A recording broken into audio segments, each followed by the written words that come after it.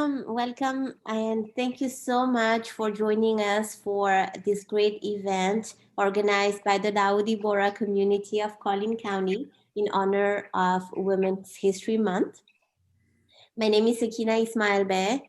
I'm a member of the Dawoodi Bora community, and I'm a proud mother, wife, and a realtor by profession. I'm here with Dr. Tasneem Dohadwala. Tasneem, if you can just raise your hand, wave. So Tasneem is a neonatal and pediatric anesthesiologist affiliated with 10 different hospitals, surgery centers, and neonatal ICUs all over the Metroplex. In the spirit of paying it forward, it is really a privilege to have such a diverse, inspirational, and motivating panel of women join us today. So we're really excited to have you on. I think we all have a bond, something in common, and we all have a story to tell and share with the world. So I would like to start by introducing our amazing panelists and let them say a few words about themselves.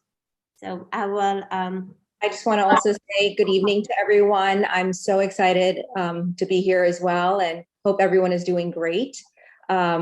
We have an amazing lineup that Sakina is going to go over and kind of go through one by one who we have to talk to today. Also want to welcome all of you for being here and enjoying this interactive session with us. These women are true inspirations. They're elevating, they're supporting each other, they're encouraging all of us. So we hope to learn from them as well. Can't wait to hear from you guys. All right, so our first panelist is Lisa Hermes. Lisa is the president and the CEO of the McKinney Chamber of Commerce. Thank you for being with us today, Lisa. If you can just unmute yourself and tell us a little bit about yourself.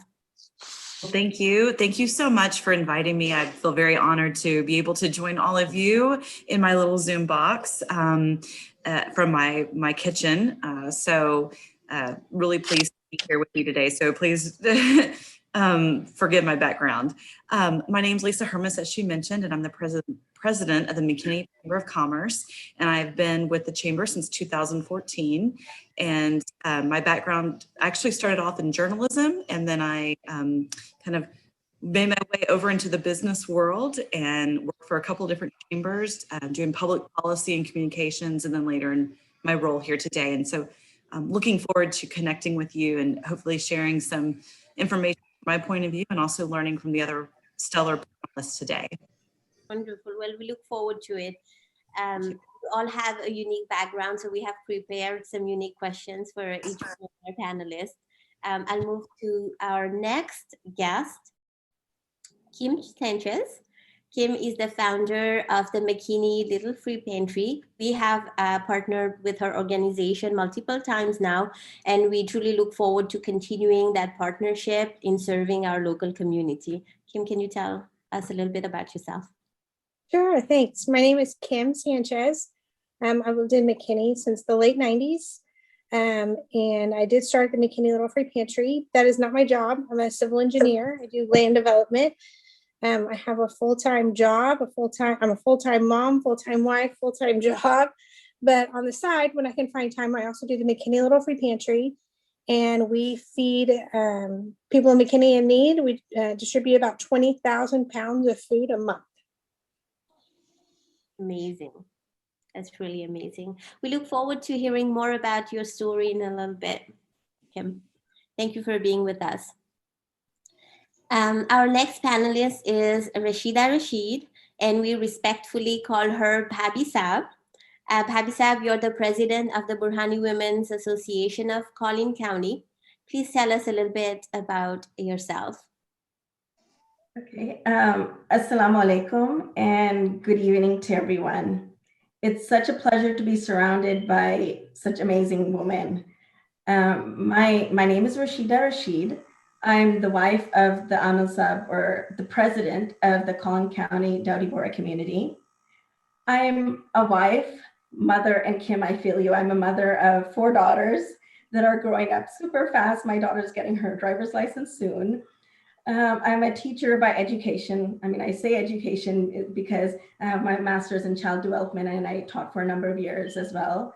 Currently, I'm a director of communications in a technology company that serves senior living, and I feel utterly and totally blessed to be heading the women's organization in the Dowdy Bora community of Collin County.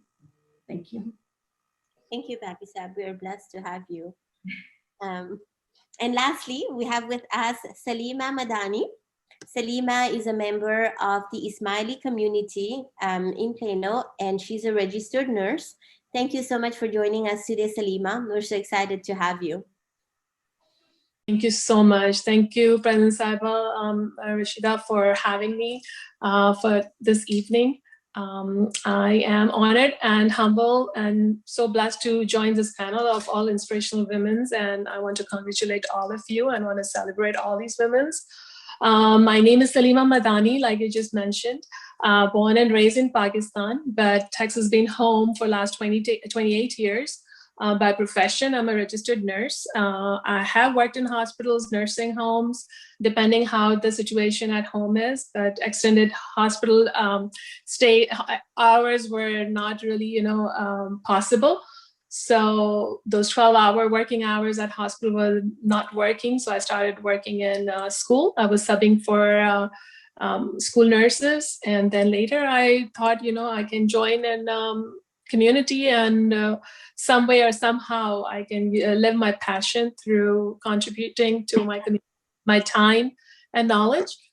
So right here, I am here with you guys and want to celebrate myself and all of you. We have such an amazing group of women here today. We are honored to have you here, all of you. Each one of you have a very unique story. You're all from different backgrounds, different successes, different accomplishments, and different contributions that each one of you are giving to the community. So we do have a question individualized for each one of you. We will start with Lisa Hermes. So you mentioned the president, CEO of the McKinney Chamber of Commerce. You're an extremely successful woman in business, many accomplishments, been an asset to the business community in McKinney and beyond. I did see that you were named top 40 under 40 by the Dallas Business Journal. So that's amazing. Congratulations. And you obviously started early to have these accomplishments at such a young age. So can you please go over what are some of the challenges for women going into business? And what are some challenges that women face in just starting their own business in general? I think that's a great question. I think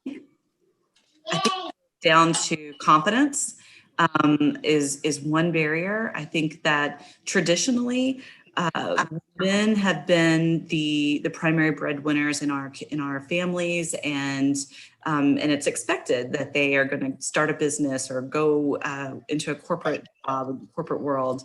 While we've made a lot of strides as females in the workplace in the last couple of decades, there still is those traditional roles. So for women, they sometimes lack a little bit of confidence because they may not see a pathway to getting from where they want to be to where they should be. So, my advice to people in that situation is to build a network, to find a mentor, to really, find there's a lot of resources out there, whether it's the Small Business Development Center, there's SCORE counseling, there's chambers of commerce, there's ways that you can really access the resources that you need in order to start a business and go into business. And having that network, having a mentor is going to help you with that confidence and help you. There's just a lot of background noise. Again, I'll just request everyone to please mute. Thank you. Sorry. Yeah. So I that's why I believe that it's really important to have a mentor and have that network. We see a lot of times in business or public service, people are afraid to take that risk. And sometimes it just takes a tap on the shoulder from somebody else to encourage somebody. And that, I think, is really key and important and crucial. So I'd also say, not only should you hopefully gain the confidence yourself and find a mentor, but also be that person to somebody else as well. Tap your daughter on the shoulder, tap a friend on the shoulder and say, I know you can do this. That's amazing. I love how you're kind of encouraging us to have that confidence, find it amongst women, maybe from an older generation or a colleague of your generation, and then just paying it forward to the younger generation. And I think that's something that we all aspire to do on a daily basis. So that's awesome. Do you have any other advice on just how to overcome challenges in starting new businesses in general?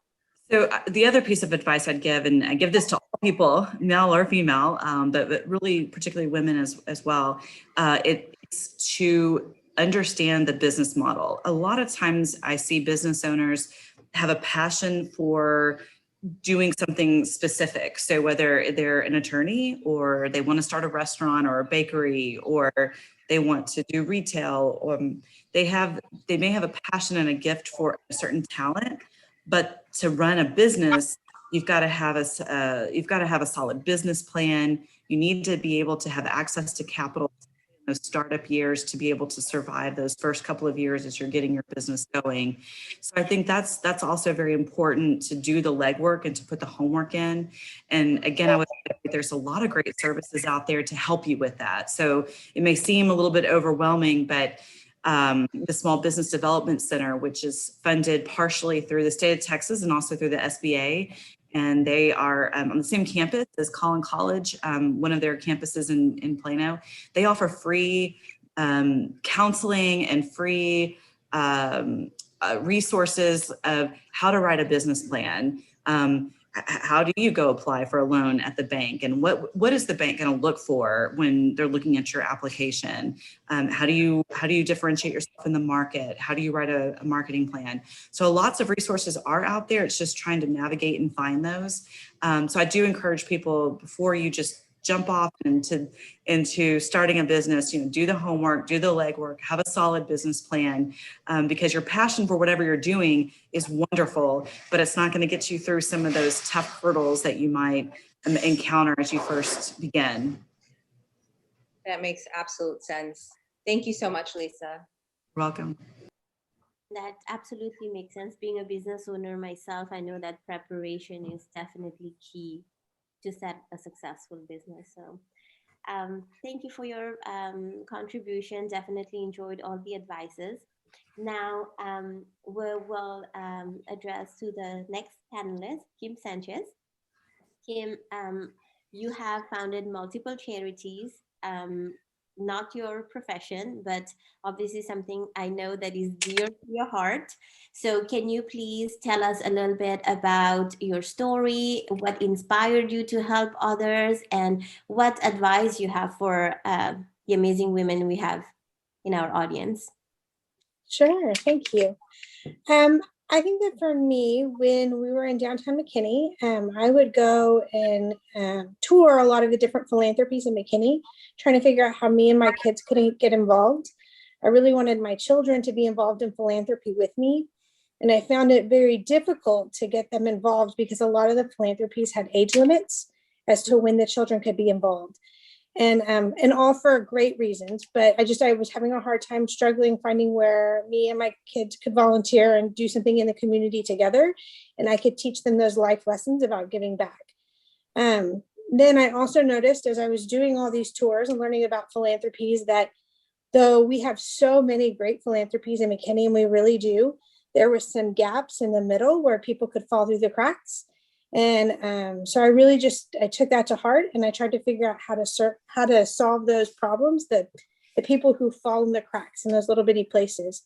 And so one of the problems that I saw was in feeding in McKinney. We have lots of great options for feeding, but a lot of them either required some type of identification of who they were, or it required them to be present at a certain time and place. And if they couldn't be present in the time and place, or couldn't prove their citizenship or what have you, and then they weren't allowed to get services. So I tried to figure out a way that every human being, if they were hungry, that they could get basic needs, which would be toiletries and food, 24/7, no questions asked.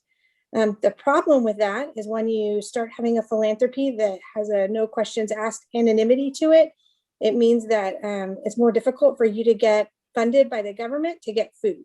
The government wants to know who you're serving and what their zip code is and how many and just details. They want statistics. And because I don't have statistics because we're anonymous, it made that job a little more difficult.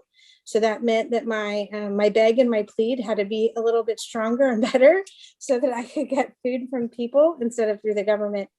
McKinney is the most generous community. People here really do give back.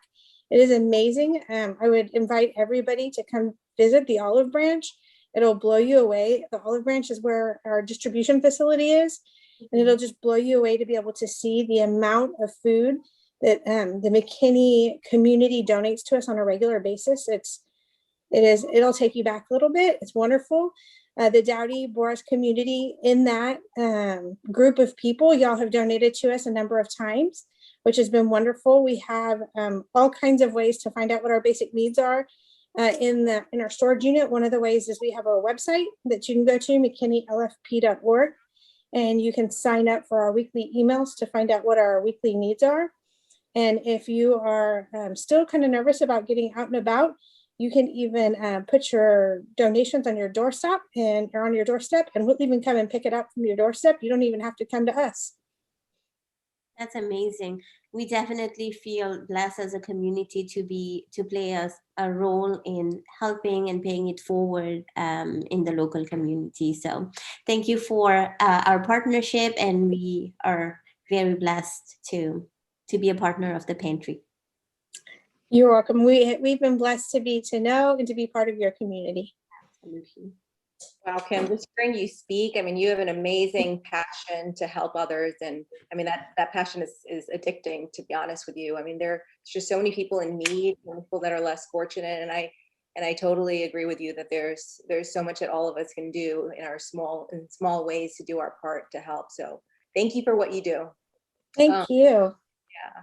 Yeah. We're going to move on to our Bhabi Saab, Rashida Rashid. She's our president of the Women's Organization of Dowdy Bora Community in Collin County. I've worked alongside her amongst many different committees over the years. So I know firsthand that she is a great leader. And I'm not just saying that, I truly believe it. But as a woman in a leadership position, what is your source of inspiration? And what is your outlook in paying it forward as well? Okay, well, thank you for the kind words. Okay, well, so let's start with paying it forward. So truth be told, I feel really blessed. The position that I'm in right now, I didn't really choose to be in it. But the way I see it, sometimes in life, you find yourself in a certain place. And what you do with it, and I'm just hearing what you all have done with, where you are, the possibilities are endless. Every day is a new challenge that I look forward to. And every day I constantly work to better myself, learn from others who may look at things a little bit differently, like from a different lens, and use that to increase my capacity to lead, to be a friend, to be a mentor. And in my personal life,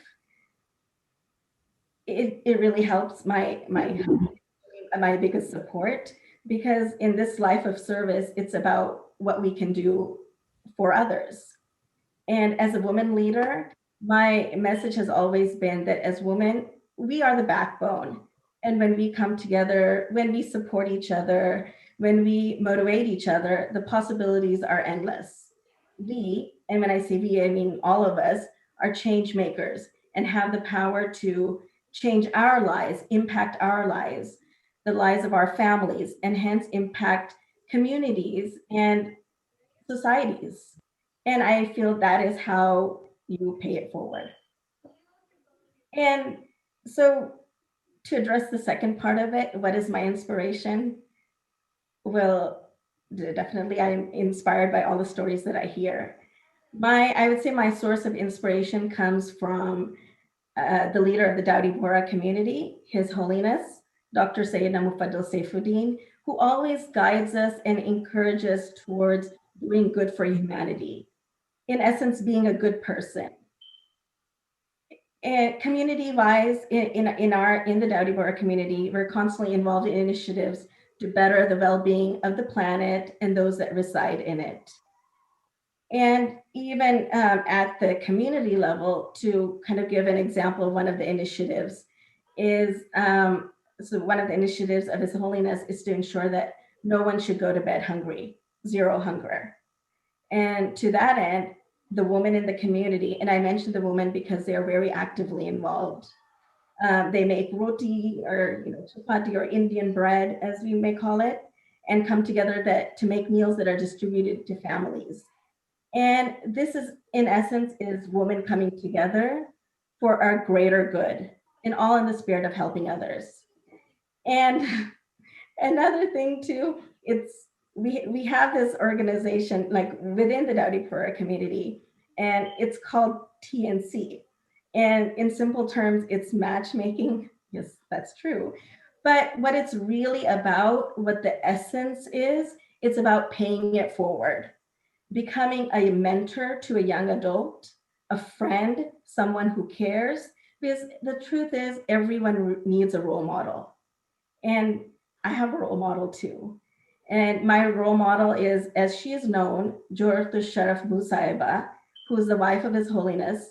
She really has been a beacon, having, because even you want to aspire to be like someone. And she's really amazing. She has a PhD in community development. She's initiated programs for the socioeconomic upliftment of women.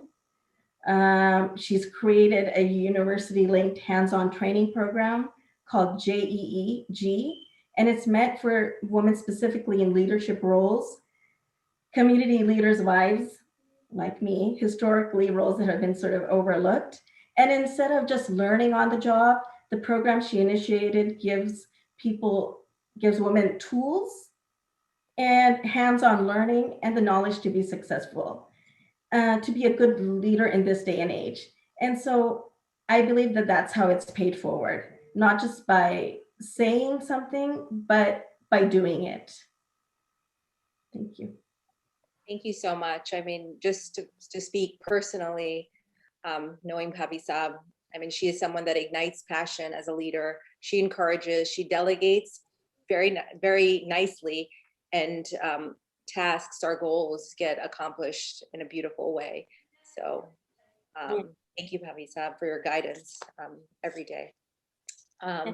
Talking about role models, I can say that you, Bhabhi Saab, were one of mine since I met you.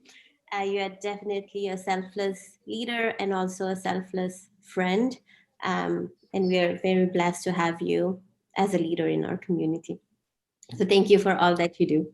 Thank you so much. And it's great to be, I really feel blessed to be surrounded by such amazing women in the Dowdypura community, in the greater McKinney community, and all over. And I think that's how when we support each other and motivate each other, I think we can go a long way.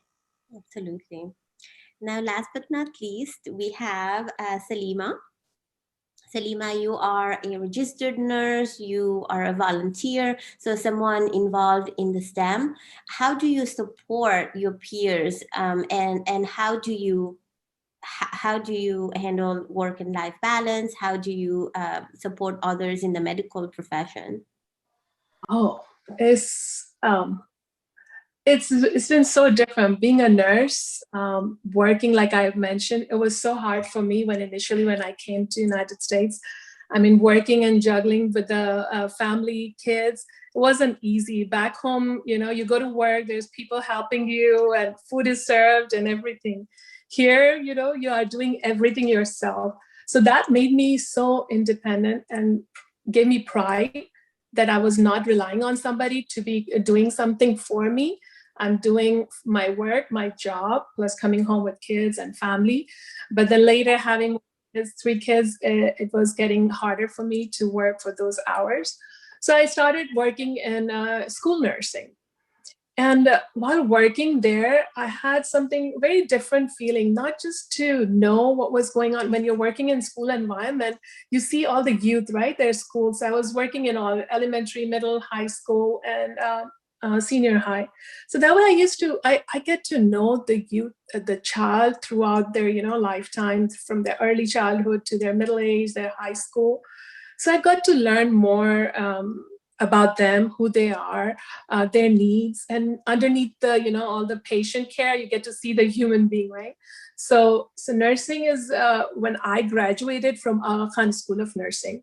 So I was privileged that the school had provided me with the highest quality of education. And the school has empowered me with the skills and knowledge and confidence that I needed to bring into my profession. So I want to give back to that to the students, to the community, in a way that I want them to never be shy of asking for help. Find a mentor. If you're passionate about something, start looking for your passion during your school time from your high school, then start looking for the mentorship. We are so blessed right now in United States that we have counselors, we have we need to reach out to people who can, you know, guide us through. We have career counselors. So try to find your mentor, even in community. You know, I have worked with Bhavisa, you know, I have seen in our Bora community, they have empowered women with so many stuff. They do workshops. I've attended few of the workshops. When I see that, I'm so impressed. Same thing we do in Aga Khan Foundation, that's in our community and in Smiley Muslim community. We have different women's groups, we have childcare groups, we have different health communities where people can find their mentors. So I just want to give the message, like I'm able to provide unconditional support to my team, because I remember when starting the nursing school, my faculty members, my teachers, my nurses, my medical friends, they all invested selflessly in me, and they wanted me to succeed. So healthcare profession is, there's no success if only one member is doing well. Healthcare is only able to save lives or help people and heal people when each one of the team members is supported and confident and heard. So as a woman in medical profession, I feel like amazing to share anything that I'm learning alongside my women's. And I would advise to never be selfish with your wisdom. Share what you know unconditionally, and also be excited to learn from others. This is how everyone around you will feel like they have something to offer and something to learn. This makes such a beautiful, dynamic team environment. And that makes medicine so incredible. And for the youth, I would say just remember those 3 P. I remember my teacher told me about those 3 Ps. Find a passion. Make sure you identify your passion so early that you're able to work hard on that.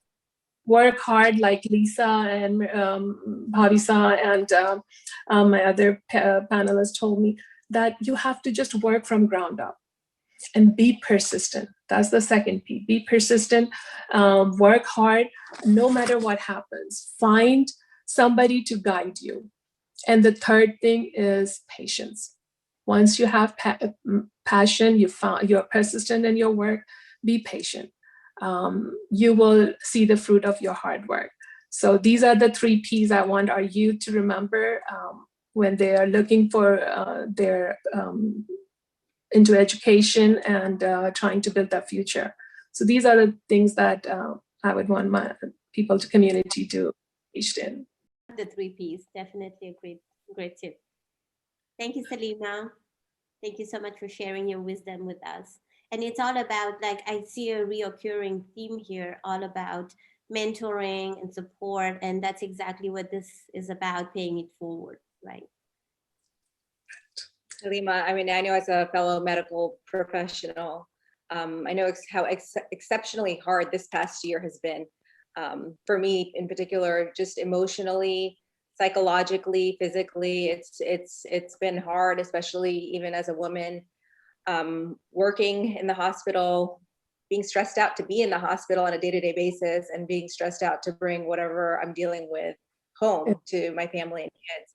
So I think, you know, how you were mentioning about a support system, mentors, and I think just each one of us as medical professionals and as peers, colleagues, just supporting each other is what has gotten me particularly through these difficult times that I've experienced. I was at, during this pandemic year, sometimes you feel you can't do anything, right? They're so restricted in volunteer service, right? We all want to be engaged and everything. It was so hard that you can't do anything. You can't go hospitals. You can't take anyone. So I decided, why not go and volunteer at the vaccination hub site. So I'm just coming up from there. If you see my t-shirt still say I serve, Smiley community engaged in responsible service. So I was at the Texas Motorway Speedway giving that. But when you see these people, oh my God, you would not believe the way they were so relieved when they got the shots, and they were admiring these volunteers, praying for them. There was just amazing environment there at the vaccination site. I cannot imagine that, or share that feeling, but they were so humble and thankful for us there. So much for all that you do. Next up, we have an interactive session with my friend, Tasneem Kagalwala. So she is a participating member of the Dowdy Bora community in Plano Jamaat. She's a proud homemaker. She's the first American board certified NLP master life coach and trainer in the state of Texas. She's written multiple publications. She particularly writes in 3 different publications: the Indo-Gulf Times, What Therapy Singapore, and She Magazine USA. She loves poetry. She's also published a collection of poems in a book titled Windows of Reflections. And she also hosts, is a co-host in a radio show called Radio Azad. And she talks about topics of personal development and self-improvement. She's an incredible person, and I'm really blessed to know her. She believes that you are everything you choose to be, and she really inspires all of us to do that. So thank you, Tasneem. Go ahead, the floor is yours. You are muted though. You may need to unmute. Yeah, thank you for that really warm welcome and your very, very kind words. Those things are absolutely reciprocated.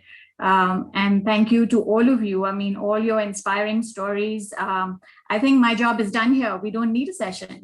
We can all pack up and go home. But no, I'm really, really pleased to be here. And I welcome you to this part of the event where we continue to celebrate you.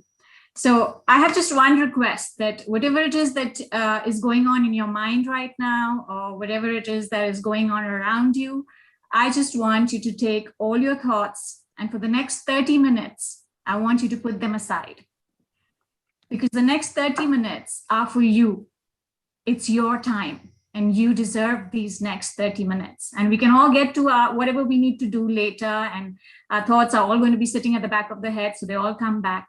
But if you can just take one deep breath and focus here for the next 30 minutes, and I promise to over-deliver as best as I can. So if you can all just take one deep breath on the count of 3, 3, 2, 1, and hold and release. All right, so welcome once again. And now, in order to celebrate ourselves, wouldn't you agree that a lot of so many people recommend taking care of yourself as one of the good ways to celebrate yourself. And if you go through your feed on social media on any given day, you will see loads of stuff on self-care. And those recommendations usually come in the form of lists of things that you can do to better take care of yourself. And that could be drawing yourself, or even sipping on green tea, putting on a refreshing face mask, writing a journal, taking yourself outside for a walk. And all of these are great, because I'm sure that most of us who would do these would really benefit and feel soothed and relaxed. But the reason I want to say this is that some of this requires a bit of energy, in the sense we need to create that peaceful space. We need to go inwards. We need to be in the moment and take a dive within and come out refreshed, and sometimes with better skin or better hair, thanks to that face mask. Now, the point I'm trying to make is the minute self-care there is even an iota of reluctance to doing something. So say writing a journal is not your thing, or going outside for a walk is not your thing, but you know it's good for you. I mean, there's enough proof on the internet. Your best friend says it's great. Write a journal, go out for a walk, it's good for you. But you're reluctant to do it. That's not self-care. That is self-growth. And as important as self-growth is, it has its time and place. It need not happen at the same time as self-care. Self-care needs to be things only that you really truly enjoy doing. So if you really truly enjoy taking yourself out for a walk and looking at the beautiful nature and writing a journal first thing in the morning, sitting outside, sipping your coffee or tea, then great, that's self-care. But if you're doing it because you know it's good for you, health requirements say that walking is great, then that is self-growth. And where that may have a time and space for it, let's not confuse the two between self-care and self-growth. Now, having said that, today then, I want to talk about 3 ways in which you can take care of yourself. And the first one that I want to talk about, which I've not seen too often in these lists that that social media often shares, is the way that we talk to ourselves, which is our self-talk. The way that we talk to ourselves has a direct impact on our mental health. So if you have positive self-talk, it's very likely that you're going to think, feel, and behave very positively. And if you have a negative self-talk, it's likely that we will experience mental health challenges such as anxiety, stress, and sometimes even depression. So the first thing that we need to do in order to take care of ourselves is to be mindful of what we are thinking. Just last week, I was spending some time with a friend and I heard her mumble under her breath, "I'm so stupid." And I said, "What did you say?" And she was like, "I said, I'm so stupid." And I'm like, "Why would you say that to yourself?" And she's like, "I don't even realize I say a lot of things to myself." And it's true, because sometimes we all do. We say things like, "Oh, I just can't do this." "Oh God, I'm so useless at this." "Oh, I just can't do this." But being watchful of your thoughts is the first step to changing that negative self-talk into positive self-talk. Because when you do that, what will happen? What will happen is you will have a more affirming inner narrative. Now, there are 2 ways to look at this. One is that, yes, you stopped yourself in the tracks. You took an inventory of your thoughts. You stopped them and you said, "Hey, no more negative thinking." But then what? You want to reframe, you want to replace, or you want to, use positive self-talk instead of that negative self-talk. Now, how do you do that? There are 2 steps to that. The first step is that you need to remember that the brain does not process negatives.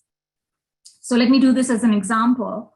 So if I had to say right now to everybody that do not think of chocolate. And I mean, right now, just please stop yourself, do not think of chocolate. Well, what did we all have to do?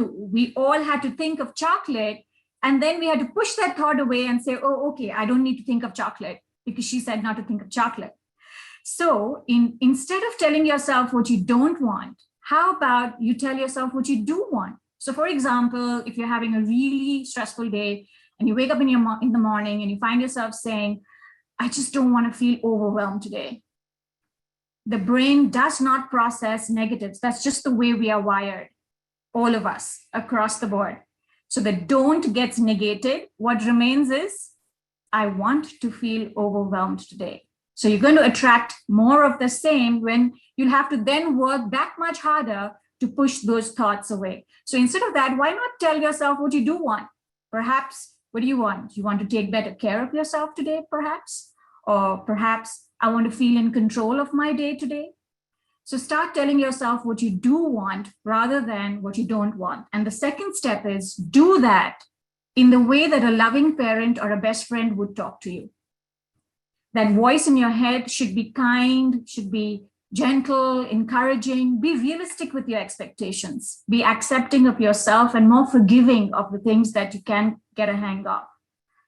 And over time, as you keep having a more nurturing inner conversation with yourself, you will see huge shifts in your mental and emotional well-being.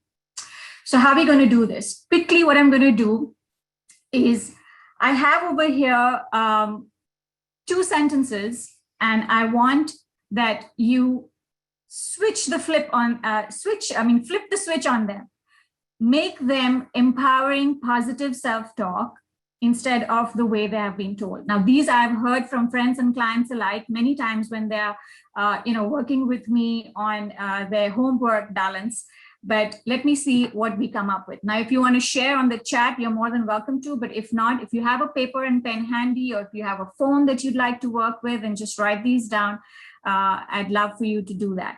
So the first sentence that I have over here is, I honestly don't have time for myself. So I've had so many conversations with friends where they say, Tas, I know this is important, but babe, I seriously don't have time for myself. I honestly don't have time for myself. So the sentence is, I honestly don't have time for myself. Remember, the brain does not process negatives. How would you flip the switch on this sentence and make it a more positive and a more empowering, positive self-talk?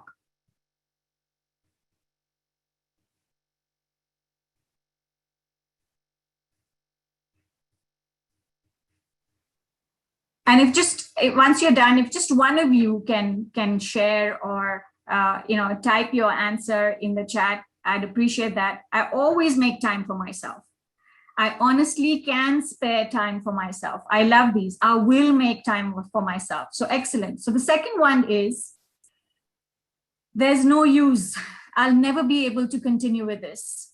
So the many times when I have, forced my girlfriend for a massage, and she's like, yeah, I'll come with you this time, but I know I will never be able to continue with this. So what's the point? Even having a practice of taking care of myself. So the sentence is, there's no use.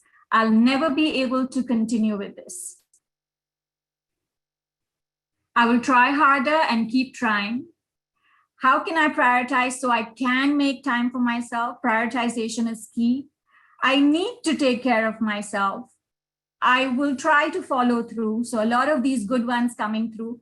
And I'm just throwing in this comment here because this is another one that I'm sure all of you will relate with, where a lot of us say that I could be using this time more constructively or more productively. So many times when we are sitting and doing nothing and having a moment of me time, you're like thinking, God, I could have finished those emails in this time. There's a pile of laundry I could have done. There's kids' homework that needs attention. So how would you flip that? How would you say, instead of saying this is a waste of time for me, I could be using this time more constructively, what can you tell yourself? Which is positive and it's kind and gentle and encouraging. I'll make it work. I like that. I am investing time in myself. I love that as well. I need my time too. Yeah, right. So now all of these statements or affirmations or self-talk, whatever you want to call it, the more you use it on yourself, the more shift towards a positive opinion, a positive attitude towards taking care of yourself is sure to develop. Now moving on to the second part, the second way. Now the second way, I'm going to do it in the form of a story, and I'm sure hopefully by the end of the story, you'll know exactly what I mean. So story time. There was a team of archaeologists. Now these archaeologists had got a tip off from somebody in a village that they were hitting on, they were trying to dig and they think that there is something out there. So the best team of archaeologists were put together and off they went to the village and the search began. And they worked relentlessly. Oh my God, from morning to evening, 24/7, they took shifts and they dug and they searched and they dug and they searched. And lo and behold, after a week, they struck gold. And what did they find? They found a really rare painting of Leonardo da Vinci. And it was in pretty good condition. It really was not too damaged either. So there was like, oh my God, Leonardo da Vinci, really? And that too, one of his really rare finds. So they said, this needs to be auctioned. So let's go to the city and let's hold an auction. And that's exactly what they did. Off they went. They called the who's and who, all the art connoisseurs and all the ones who collect all of these collectible pieces. And everybody came and bid for that really rare painting of Leonardo da Vinci, which was in pretty good condition. So the question I'm asking you, and if you can reply to me in chat, how much do you think that really rare painting of Leonardo da Vinci sold for? How much was it worth, you think? Do we have a figure in the chat? Is that a trick question? Or you can even, quickly, in 15 to 20 seconds, unmute yourself and tell me 100 million. Okay, I have 100 million. My first bid, 100 million, 5 million. Okay, I'm going to take an average of all your suggestions. So I have 100 million, I have 5 million. Anyone else going for higher than 100 million? A really rare painting, somebody bought it. How much do you think it's worth? 750 million, 65 million, 10 million. Do you think they know that's the painting of it's that rare? Yes, I mean, that was announced in the auction that we really kind of researched, that found the rare painting. It was in pretty good condition, 6 million, 200 million. I'm going to go with the 100 because I feel that's, the average in between from all the comments that I'm getting in the chat. So 100 million. If a really rare painting of Leonardo da Vinci sold for 100 million, that was its worth. How much do you think, when you look at yourself in the mirror, what is your worth? Because you are truly one of a kind. You're not even rare. You are unique.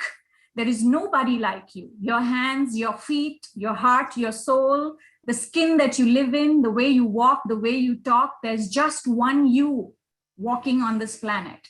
So indeed, don't you think that you are priceless? Absolutely priceless. So when you wake up in the morning, when you look at yourself in the mirror, do you really look at yourself like you're priceless? Do you walk like you're priceless? Do you talk like you're priceless? Do you feel like you're priceless? Because you are. You are worth finding, worth having, and worth loving. You and all the 1,000,001 layers inside of you. Because you are enough, you are unique, and you are truly worthy. So the second way to truly take care of yourself is by having a sense of self-worth. Because when you have a sense of self-worth, that's when you start valuing yourself enough to prioritize taking care of you. We struggle with that. We struggle with prioritization. We always put others first. But when you value yourself too, you will be able to prioritize yourself because you value yourself. And that brings me then to the third part. And the third way is, now that we've established that we are all unique and super special, don't you think we deserve to be loved? Of course, we deserve to be loved, not only by the ones who know us and who interact with us, but by the most important person in our lives. And that's who? You. You deserve to love you. And you may have all heard of the quote which says, love yourself first. There's so many variations to this quote. Fly, first love yourself before you can love somebody else. And I've had so many conversations with my friends and my mother alike, and she said, that's really not possible. As women, we wear so many hats, and giving comes very intrinsically to us. And especially one of the most rewarding and challenging roles we play is that of being a mom. And as a mom, sometimes it's just so darn difficult to put yourself first. You always would prioritize your child over you at any given day. So how about if we rephrase this statement as well, and we make it love yourself too. It's not love yourself first, it's love yourself too. Because hey, nobody can drive a car without fuel. You can't really pour from an empty cup. So what I have with you in conclusion over here of loving yourself, self-love, I have over here, it's a bit of a rapid fire. So I have here 10 fill in the blanks, and I'm going to go quick on them. And I don't want you to overthink it. I want you to just go with your gut and answer these, and these need not be shared on the chat. This is something that I want you to keep with you. It's between you and you.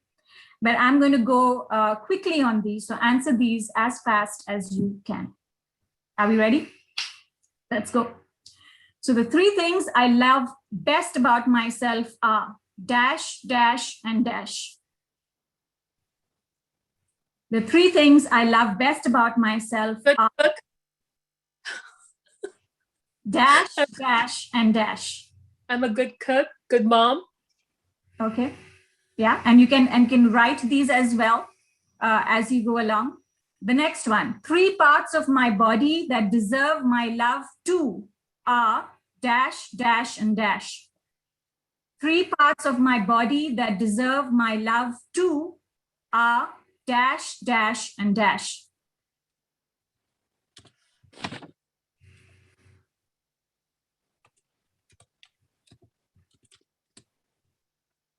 Three things I let go of are dash, dash, and dash.